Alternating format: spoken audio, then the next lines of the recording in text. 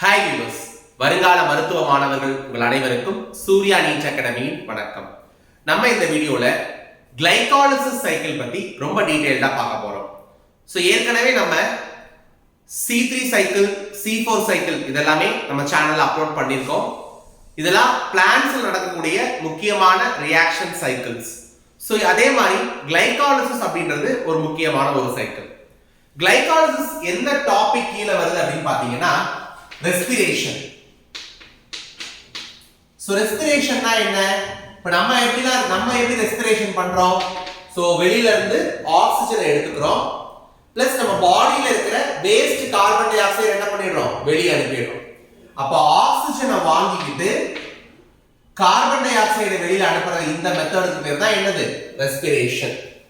So plants என்ன பண்ணும்னா respiration பண்ணும். ஆக்ஸிஜன் எடுத்துக்கிட்டு கார்பன் டை ஆக்சைடு என்ன பண்ணும்? வெளியில அனுப்பும். இந்த உள்ள எடுத்துக்கிற ஆக்ஸிஜன் எதுக்காக சார் யூஸ் ஆகும் அப்படின்னா நம்மளுடைய ஃபுட்டை எனர்ஜி மாலிகுல்ஸா மாத்துறதுக்கு யூஸ் ஆகும். இப்ப நம்ம ஃபுட் சாப்பிடுறோம், சாப்பாடு சாப்பிட்டோம்னா நமக்கு ஸ்ட்ரென்த் வருது இல்லையா? அப்போ நம்ம சாப்பிடுற ஃபுட்டை எனர்ஜி மாலிகுல்ஸ், நல்ல எனர்ஜி மாலிகுல்ஸா மாத்துறதுக்கு ஆக்ஸிஜன் தேவை. அந்த ஆக்ஸிஜன் வெளியில இருக்கிற அட்மாஸ்பியர் ஏர்ல இருந்து ரெஸ்பிரேஷன் process மூலமா நம்ம உடம்புக்குள்ள போகுது. இது ஹியூமன் பீயிங்ஸ்ல நடக்கக்கூடிய ஒரு பிரின்சிபல். இதேதான் அப்படியே பிளான்ட்ஸ்ல நடக்குது. சோ பிளான்ட் என்ன பண்ணிக்குதுன்னா கார்பன் டை ஆக்சைடை எடுத்துக்குது. பிளான்ட்ஸ்ல அப்படியே மாத்தி நடக்கும். பிளான்ட்ஸ் கார்பன் டை ஆக்சைடை எடுத்துக்கிட்டு வெளியில ஆக்ஸிஜனை ரிலீஸ் பண்ணும். CO2 எடுத்துக்கோ, வெளியில ஆக்ஸிஜனை வெளியே விடும். இதுக்கு பேர் என்னது? போட்டோசிந்தசிஸ். இந்த process பேரு போட்டோசிந்தசிஸ், தமிழ்ல ஒளிச்சேர்க்கைன்னு சொல்லுவோம். ரெஸ்பிரேஷன் அப்படின்னா என்ன பிளான்ட்ஸ்னா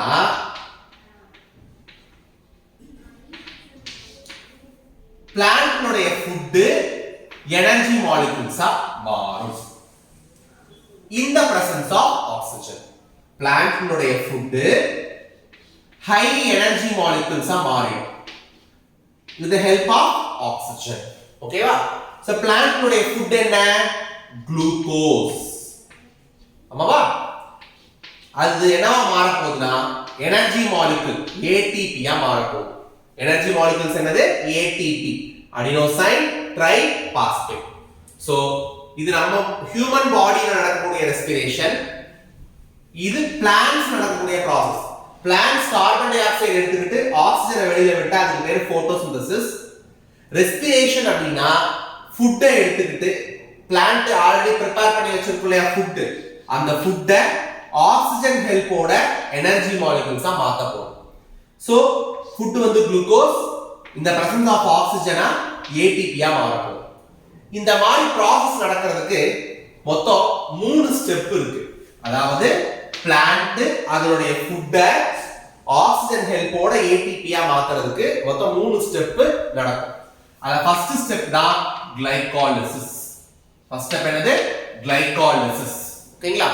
second step Krebs cycle. Krebs cycle.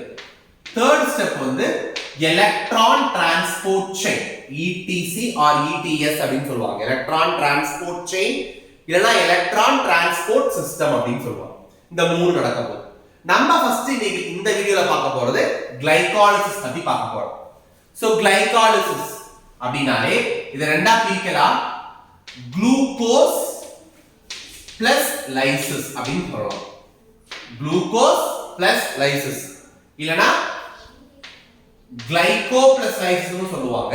Anyway so glucose மாலிகுல லைசிஸ்னால என்னது? சின்னதா உடைக்கிறது, பிரேக் பண்றது, அதுக்கு பேர் தான் லைசிஸ். சோ குளுக்கோஸ் மாலிகுல நம்ம பிரேக் பண்ண போறோம், அதுக்கு பேர் தான் கிளைகாலிசிஸ். ஓகேவா? இதுதான் ஃபர்ஸ்ட் ஸ்டெப். குளுக்கோஸ் மாலிகுல நம்ம என்ன பண்ண போறோம்னா கம்ப்ளீட்டா பிரேக் பண்ண போறோம். ஓகே,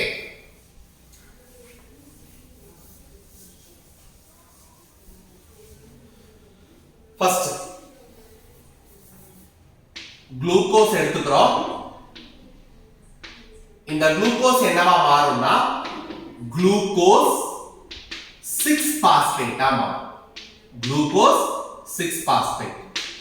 ஆக்சுவலி குளுக்கோஸ் அப்படின்றதுல எவ்வளவு கார்பன் இருக்கும் 6 கார்பன் இருக்கும் கரெக்ட்டா குளுக்கோஸ்ல எத்தனை கார்பன் இருக்கும் 6 கார்பன் இருக்கும் சோ இந்த 6 கார்பன் இருக்க குளுக்கோஸ் என்னவா மாற போகுதுனா குளுக்கோஸ் 6 பாஸ்பேட்டா மாற போகுது அதாவது 6 கார்பன் இருக்க குளுக்கோஸ்ல ஆறாவது கார்பன்ல ஒரு பாஸ்பரஸ் குரூப் அட்டாச் ஆக போகுது அப்படி அட்டாச் ஆகும்போது தான் குளுக்கோஸ் 6 பாஸ்பேட் நமக்கு கிடைக்கும் அப்போ இங்க ஒரு பாஸ்பேட் தேவை ஆமாவா அதுக்காக என்ன நடக்குது அப்படினா ஒரு ATP மாலிக்யூல் ஒரு ADP பிளஸ் பாஸ்பேட்டா பிரியுது ATP னா அடினோசைன் ட்ரைபாஸ்பேட் மூணு பாஸ்பேட் இருக்கிறதா அர்த்தம் அந்த மூணு பாஸ்பேட்ல ரெண்டு பாஸ்பேட்டை மட்டும் வச்சுட்டு ஒரு பாஸ்பேட்டை வெளியில கொடுத்துரும் சோ அப்ப இந்த ஒரு பாஸ்பேட் என்ன ஆகும்னா குளுக்கோஸுடைய ஆறாவது கார்பன்ல போய் அட்டாச் ஆகும் அப்ப அதுக்கு என்ன பேரு குளுக்கோஸ் 6 பாஸ்பேட் ஓகே இந்த குளுக்கோஸ் 6 பாஸ்பேட் அடுத்து என்னவா மாற போகுதுனா ஃப்ரக்டோஸ் 6 பாஸ்பேட்டா மாற போகுது குளுக்கோஸ் 6 பாஸ்பேட் என்னவா மாற போகுது ஃப்ரக்டோஸ் 6 பாஸ்பேட்டா மாற போகுது சோ குளுக்கோஸ்லயும் 6 கார்பன் தான் இருக்கும் ஃப்ரக்டோஸ்லயும் 6 கார்பன் தான் இருக்கும் இந்த 6 கார்பன் இருக்க குளுக்கோஸ்லயும் ஆறாவது கார்பன்ல ஒரு பாஸ்பேட் குரூப் இருக்கு 6 கார்பன் இருக்கிற ஃப்ரக்டோஸ்லயும் ஆறாவது கார்பன்ல ஒரு பாஸ்பேட் குரூப் இருக்கு இந்த இடத்துல அப்ப எந்த விதமான சேஞ்சும் நடக்கல குளுக்கோஸ் என்னவா மாறி இருக்குன்னா ஃப்ரக்டோஸா மாறி இது ரெண்டும் பாத்தீங்கன்னா ஐசோமர்ஸ் மாற்றியம் தமிழ் ரெண்டும் ஒரே மாலிகுலர் ஃபார்முலா தான் இருக்கும் பட் ஸ்ட்ரக்சர் அமைப்பு மட்டும் தான் மாறும் அப்ப இது ரெண்டு ஐசோமர்ஸ் அப்ப இந்த இடத்துல எதுவும் ஆட் ஆகாது எதுவும் வெளியிலும் போகாது ஜஸ்ட் குளுக்கோஸா இருக்கிறது ஃப்ரக்டோஸா மாறிடும் புரியுதா வடிவம் மட்டும் மாறும் இந்த ஃப்ரக்டோஸ் அடுத்து என்னவா மாறும் போதுனா ஃப்ரக்டோஸ் 1,6 பிஸ்பாஸ்பேட்டா மாறும் ஃப்ரக்டோஸ் 1,6 பிஸ்பாஸ்பேட்டா மாறும் இந்த ஃப்ரக்டோஸ்ல ஆறாவது கார்பன்ல மட்டும் ஒரே ஒரு பாஸ்பேட் இருந்தது பட் இந்த ஃப்ரக்டோஸ்ல ரெண்டு பாஸ்பேட் இருக்கு அதான் பிஸ்பாஸ்பேட் அப்படினு சொல்றோம் ஃபர்ஸ்ட் கார்பன்ல ஒரு பாஸ்பேட் 6th கார்பன்ல ஒரு பாஸ்பேட் ஏற்கனவே 6th கார்பன்ல பாஸ்பேட் இருக்கு அப்ப ஃபர்ஸ்ட் கார்பன்ல மட்டும் எக்ஸ்ட்ரா ஒரு பாஸ்பேட் வந்து ஆட் ஆகுது அப்ப இங்க பாஸ்பேட் தேவைப்படுதா சோ அப்ப திரும்ப என்ன ஆகும்னா ஒரு ATP ஒரு ADP பிளஸ் பாஸ்பேட்டா மாறும் இந்த ATP ல இருந்து வெளியில வர இந்த பாஸ்பேட் ஃப்ரக்டோஸ் 6 பாஸ்பேட்னுடைய முதல் கார்பன்ல போய் அட்டாச் ஆகி ஃப்ரக்டோஸ் 1,6 பிஸ்பாஸ்பேட்டா மாறும் ஓகே அவ்வளவுதான் அடுத்து இந்த ஃப்ரக்டோஸ் 1,6 பிஸ்பாஸ்பேட் ரெண்டா பிரியுது என்னென்ன வாச பிரியும் அப்படினா கிளிசரால்டிஹைட் 3 பாஸ்பேட் கிளிசரால்டிஹைட் 3 பாஸ்பேட் ஆகும் dihydroxy acetone phosphate dihydroxy acetone phosphate ஆகும் மாறுது ஷார்ட்டா DHAP ன்னு சொல்லுவோம் dihydroxy acetone phosphate so fructose 1,6 bisphosphate அப்படிங்கிறது ரெண்டா பிரியும் கிளிசரால்டிஹைட் 3 பாஸ்பேட் டைஹைட்ராக்சி அசிட்டோன் பாஸ்பேட்டா மாறும் ஓகே இப்போ இந்த ஃப்ரக்டோஸ் 1,6 பிஸ்பாஸ்பேட்ல எவ்வளவு கார்பன் இருக்கும் 6 கார்பன் இருக்கும் கரெக்ட்டா ஃப்ரக்டோஸ்னாலே 6 கார்பன் இருக்கும் அதுல முதலாவது கார்பன்லயும் ஆறாவது கார்பன்லயும் பாஸ்பரஸ் குரூப் வருது இப்போ இந்த 6 கார்பன் இருக்க ஃப்ரக்டோஸ் ரெண்டா பிரியுது அதாவது 3 கார்பன் இருக்க கிளிசரால்டிஹைட் 3 பாஸ்பேட் ஆகும் திரும்ப 3 கார்பன் இருக்கிற டைஹைட்ராக்சி அசிட்டோன் பாஸ்பேட் ஆகும் பிரியுது ஓகேவா இப்போ இந்த மாதிரி ரெண்டா பிரியுது இப்போ என்ன நடக்கும் அடுத்த ஸ்டெப்லனா இந்த கிளிசரால்டிஹைட் 3 பாஸ்பேட்டை மட்டும் எடுத்துப்போம் கிளிசரால்டிஹைட் 3 பாஸ்பேட் இது மட்டும் என்னவா மாற போகுதுனா 1,3 பிஸ்பாஸ்போ கிளிசரிக் ஆசிடா மாறும் 1,3 பிஸ்பாஸ்போ கிளிசரிக் ஆசிடா மாறும்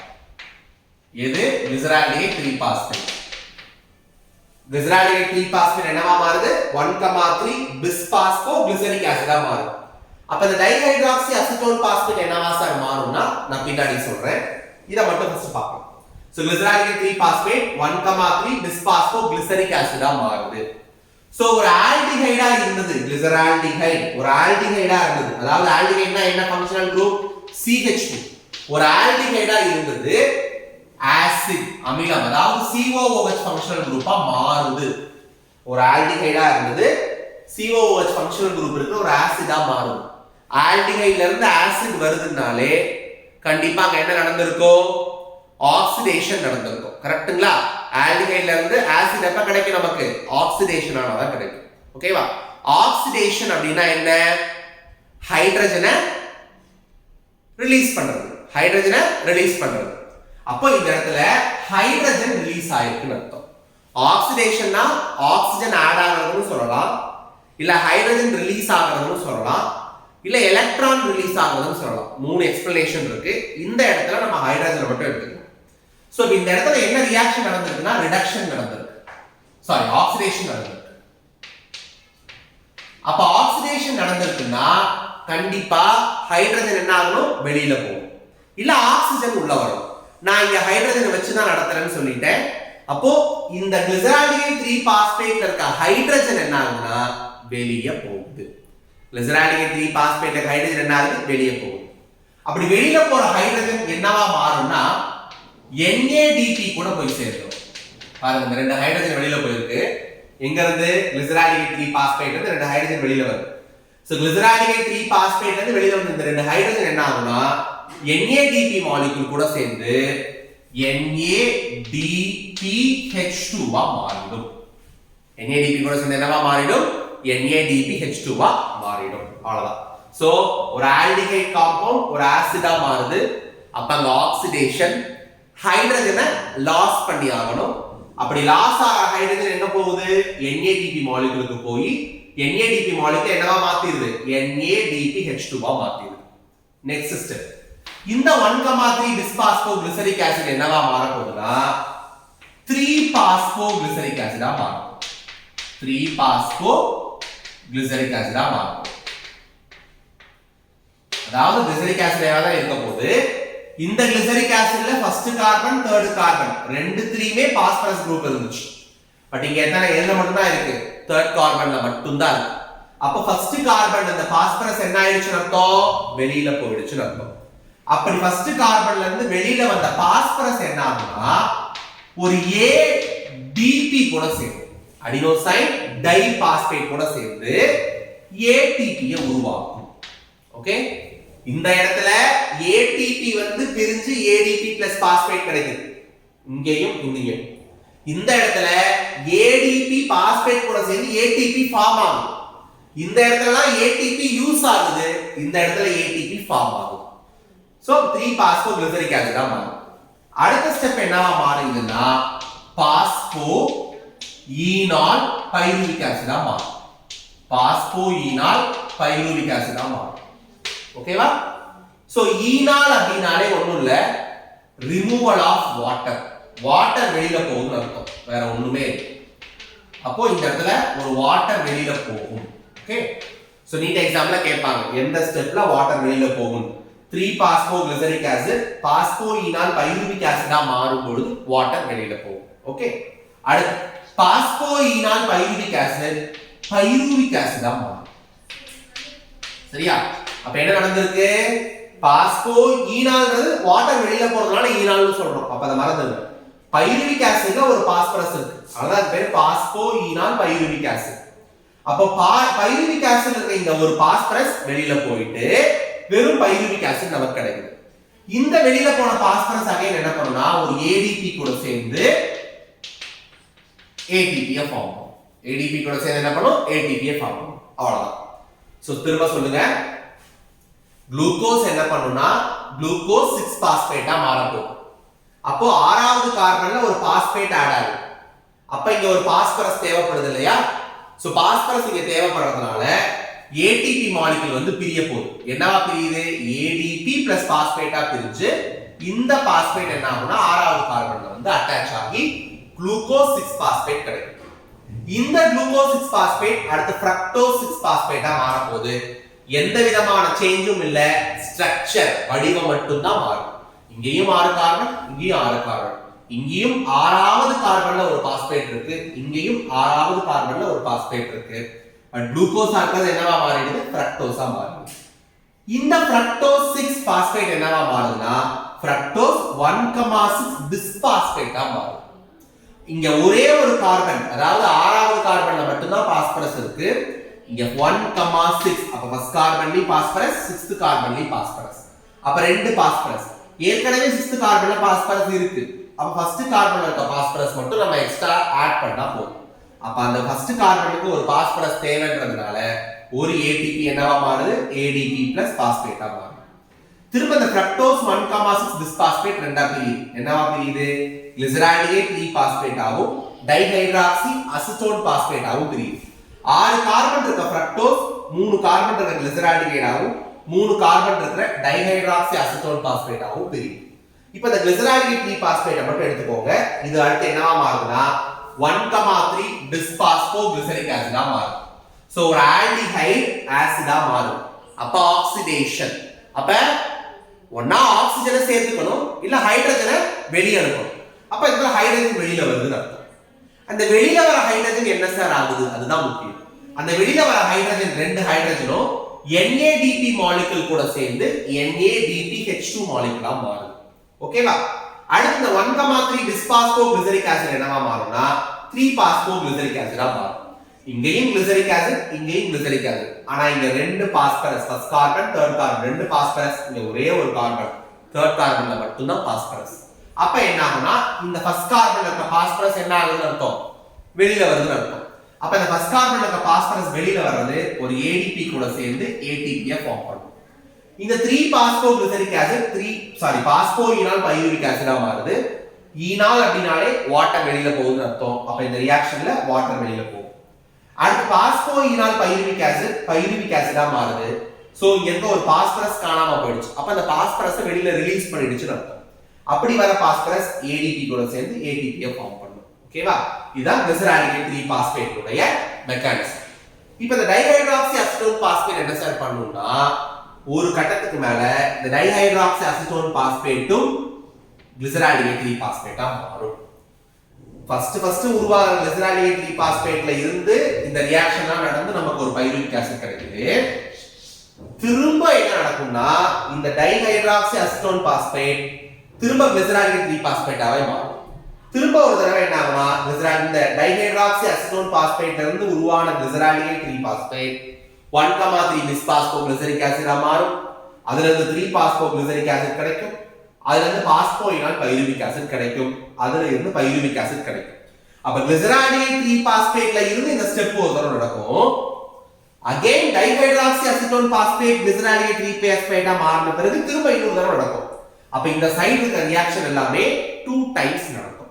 அதனால நான் எல்லாத்துக்கும் நடுவுல into 2 போட்டுக்கிறேன். ஓகேவா? அப்ப நம்ம ஃபைனலா ஒரு குளுக்கோஸ் மாலிக்யூல் எடுத்து ரியாக்ஷனை ஸ்டார்ட் பண்றோம். கடைசியா நமக்கு 2 பைருவிக் ஆசிட் கிடைக்குது. ரொம்ப நோட் பண்ணிக்கோங்க, 2 பைருவிக் ஆசிட். ஏன்னா குளுக்கோஸ்ன்றது 6 கார்பன் இருக்க காம்பவுண்ட், பைருவிக் ஆசிட்ன்றது 3 கார்பன் இருக்க ஒரு காம்பவுண்ட். அப்ப 6 கார்பன் எடுத்துட்டோம்னா 2 3 கார்பன் காம்பவுண்ட் நமக்கு ஃபார்ம் ஆகும். இதுதான் கிளைகாலிசிஸ். அதாவது ஒரு குளுக்கோஸை பிரிச்சிட்டோம். 6 கார்பன் இருக்க குளுக்கோஸை 2 3 கார்பன் இருக்க பைருவிக் ஆசிடா பிரிச்சிட்டோம். ஓகேவா? இங்க இத நோட் பண்ண வேண்டிய பாயிண்ட்ஸ் என்னென்ன அப்படினா ஃபர்ஸ்ட் ஸ்டெப் இந்த ரியாக்ஷன் எங்க சார் நடக்கும் அப்படினா இது வந்து சைட்டோபிளாசம்ல நடக்கும். எங்க நடக்கும்? சைட்டோபிளாசம்ல நடக்கும். First point. Second point ATP used. எவ்வளவு ATP யூஸ் பண்ணிருக்கோம்?